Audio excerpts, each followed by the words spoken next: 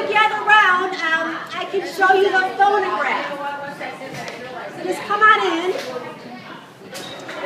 This was an invention of Thomas Edison and his team here in Menlo Park, New Jersey. And this machine over here, this is a replica of the original. If you take a look at it, there's no wires here. This is not electrical, this is solely mechanical. This little machine is the first machine to ever record and play back sound. So today, what do you have in your house or maybe even in your pocket that plays back sound? Phone. A phone, yep, you can record and play back on your cell phone. 8-track, MP3 players, your radio, television, that's all recorded sound being played back. Well, back in 1877, there was no such thing. There was no way to record and play back sound. So the way this works, I'll show you how it works, and you'll be surprised, I think, how simple it is in a way. What you do is you talk through here, and as you talk through here, there's a diaphragm. It's made of mica. Mica's a mineral. It looks kind of like plastic. As you talk, that diaphragm vibrates, goes up and down. And since he's closest, I'm going to use him as my volunteer for the experiment. Are you ready? Anybody got Band-Aids just in case? Is that kind of one? Okay. Whoa, whoa. Did you feel it? What he was feeling is as I was talking, the nail at the end of this diaphragm, as the diaphragm vibrates, the nail's going up and down. So he felt it against the palm of his hand. So what Edison and his team would do, they would put this horn right here, and you see this is called a mandrel, and all these little grooves, the nail fits in the grooves. So you talk through here, and you crank as you talk, so the nail's moving along this little line. But this would first be covered with tinfoil, hence the name, the tinfoil phonograph. So that nail that you felt on your hand, that nail is making all these impressions in this tinfoil. You kind of see it looks like little lines and dots and whatnot.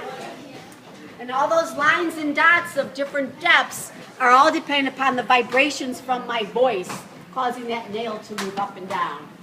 So then to play it back, you simply move that nail, you literally rewind it, so now you're at the beginning of this foil, and then the sound would come back out the horn. Pretty cool, huh? Pretty simple? Yeah. This is from 1877. This device is an original. This is from 1878, so it's like 135 years old or so. And this, you would not have this in your house, you wouldn't buy this. This would be something they would have at maybe a state fair or a church gathering, and you'd pay maybe 10 cents to come and listen to it. Again, we're talking 1878. People had never heard recorded sound. This works the same way though. It's bigger, it's prettier, it's got the fancy little wood here and the paint and all that. But if you look, there's a little needle. What you felt is a nail. So this is a needle, it's much finer. And the mandrel, the drum, these little indentations are much thinner. These threads are much thinner. But I'm going to play back for you what Jennifer recorded earlier. If you look on the foil, you can see all these lines, all these dots. And she tells me what she recorded was simply counting, 1, 2, 3. So let's have a listen. I'm going to move this needle to the beginning here. And I'm literally just rewinding. Now it is going to be soft and it's going to be scratchy. So to the extent you can gather closest to this little amplifier horn, the better. You got to listen real carefully, okay? Here we go. Again, she's counting.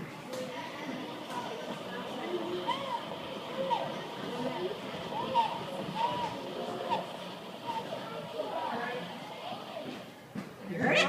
Yep. Very, very faint. Again, this is an original machine. Back in Edison's day, it worked better. You could hear it, they say, in a room of a couple hundred people. And people, again, would pay to hear it. And just imagine if you were back then. Like, where did that sound come from? How did that happen? So this machine gave Edison one of his nicknames, the Wizard of Menlo Park. Thank you. Thank you.